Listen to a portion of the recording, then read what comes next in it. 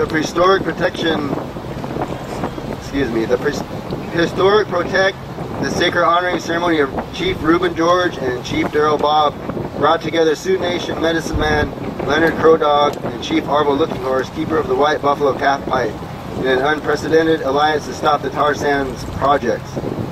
At this time, we have Chief Daryl Bob and his beloved wife. They're here to speak about protect the sacred and the significance of signing of the international treaty to protect sacred lands from the tar sands.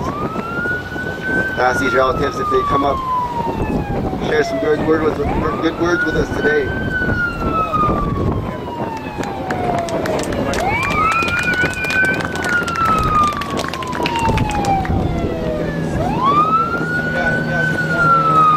How you doing out there? Can you hear me all right back there? Shitjas Gringwas Kaum. Stadiumskan Muta Kakamu. Well, I'm saying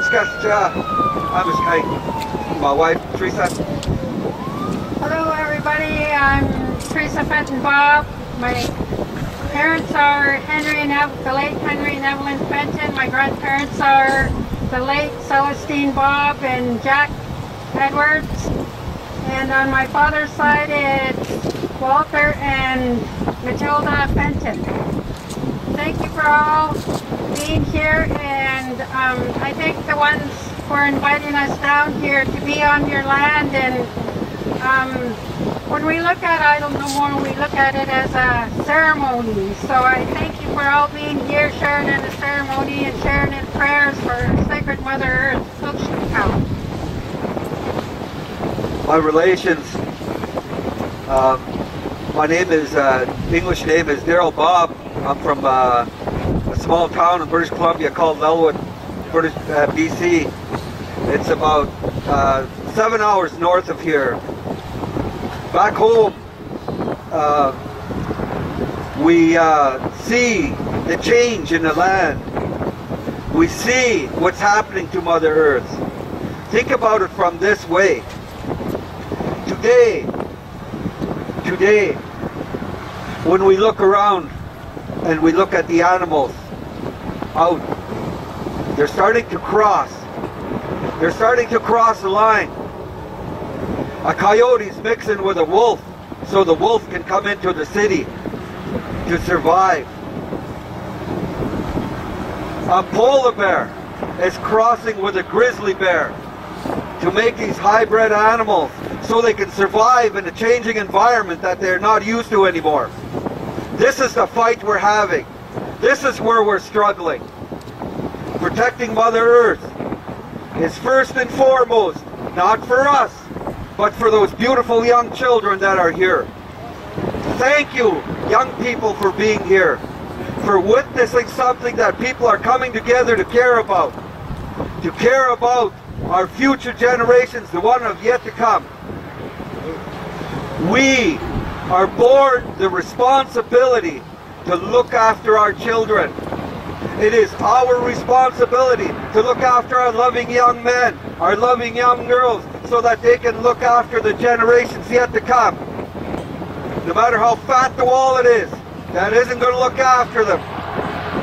The only thing it can do with money when it's not needed is wipe your butt. That's the truth. We need to look at the truth and the realities that our people are faced with in generations to come. When we think about a generation, we think about it 7 generations ahead.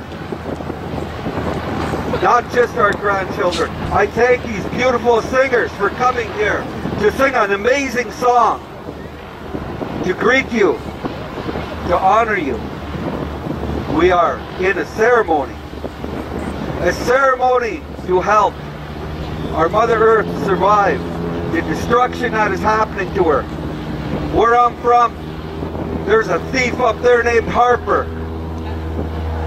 I don't call him no less, because they strip us of our identities. Never mind just Indigenous people. They strip everyone of their identity. They categorize us as human beings now. Either you're rich or you're poor. There's no other way to look at it. That's the only way people look at it today. Society is drawing a line. We need to understand that line. It's the grassroots people that are coming together to be strong, to look after Mother Earth and to look after each other, because we have a responsibility. We were born with that responsibility. We are connected to the land. We are part of the land. Without her, we don't exist. We are responsible. In ceremony, we pray for our mother. In life, we pray for our mothers. In death, we go back to our mother. Any way we look at it, we are responsible for her. The animals, the spirit people, the water people, the creepy crawlies, they're all telling us it's time that we watch over what's happening. Around the world, it's everywhere. It's a stain. An elder once told me, as a young leader, he says, I quote him, he says, they took all our prime lands and they put us on the rocks and hills. Back home where I'm from, we're on the rocks and hills. Now that they raped everything around us, what do they want? They want the rocks and hills. You know, they can find us in spaces.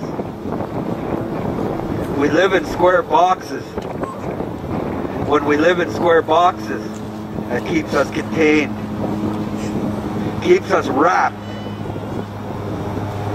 With the Idle No More movement and the grassroots people coming to understand who we are and our responsibilities to Mother Earth, are starting to stand up and understand what we have to do to move forward. Let's not forget our ceremonies. Our ceremony keepers are out here. They're the ones that guide our way through spirit. Without spirit, we have no guidance. That's the way it should be. And I thank you in a good way. We do a gathering back home. It's called the International Indigenous Leadership Gathering, where we bring speakers from basically around the world to come and talk about protecting the sacred, talking about looking after our children and our responsibilities. We have pipe ceremonies, we have sweat lodge ceremonies, we have various other ceremonies, and we have amazing speakers that come together to talk about this, to teach people, to help people understand what that responsibility is. And these people come at the goodness of their heart. They come at their own time. We pay their airfare, we fly them in from wherever, and they come in and they talk about the spirituality and the connection to the land and the protecting of the sacred. In 6 days, my wife's sister and a bunch of other people got together during this gathering and cooked over 10,500 meals in 6 days. 3 meals a day. That the pots and pans were banging from sun up to sundown into midnight. We had like maybe 6 deer, 2 moose, maybe 200 fish. The food was just, one family cooked 7,500 bannock in 1 day. They were just going steady. That's the commitment to feeding the people, to looking after the people in ceremony, so that you're looked after. That's our responsibility. To be a good host, we must treat you good. To be a good host, to be connected with each other, we must know and be able to look after each other. If we can't look after each other, how the heck are we going to look after our Mother Earth? We are responsible. This sign that says Bill C-45, Bill C-45 is something designed to make it easier for governments to access native lands so that they can get more oil. That's all it is. To get more mining, to access our communities more. Because they got everything else, they want that. Protecting the sacred is our responsibility as people. My chief today, the one in our community, Chief Arthur, Chief Arthur Adolph,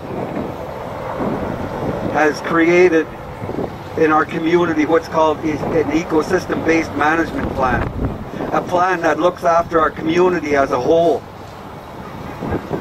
There's no logging in that community.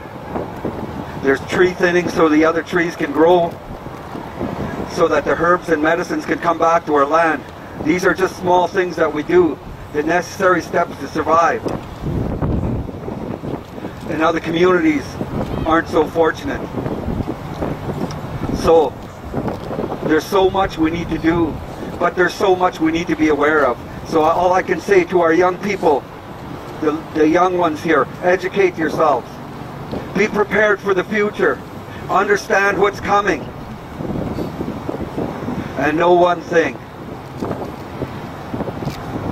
The only thing they're after when they come and see you is money. Because that's what society is based on. Elders back home, they say, boy, golly, we used to drive by and stop in and visit each other, sit for hours. Now we just drive right by, take off, a wave, a phone call, or a text message. You know, that's about, you know, my dad, he says to me, he reminds me of this. He says, son, here you were down south again. So yeah, when are you going to come and visit? So he reminds me, we need to stay connected. So when we're connected, we have the ability to look after each other. But think about it as I close here. I thank this nation here for the invitation and the opportunity.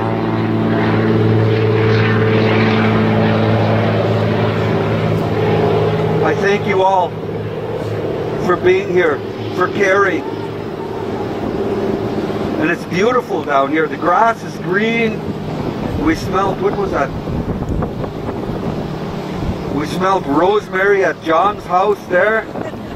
Back home we still got a foot of snow. And it's cold. So thank you for this beautiful day. Thank you for taking the time. And you're invited to our gathering. It's happening on June 13th to 16th in Lowwood, British Columbia. It's called the International Indigenous Leadership Gathering, Protecting the Sacred. And we have guest speakers coming in from anywhere. Bring your own plates, bring your own cups, bring your own forks and spoons. We'll feed you. We'll host you to the best of our ability. As a tribe, all we ask in return is that you look after the land you walk on. That's the only thing we ask of you. With that, I say Takim and Shnuknuka, all my relations. Thank you.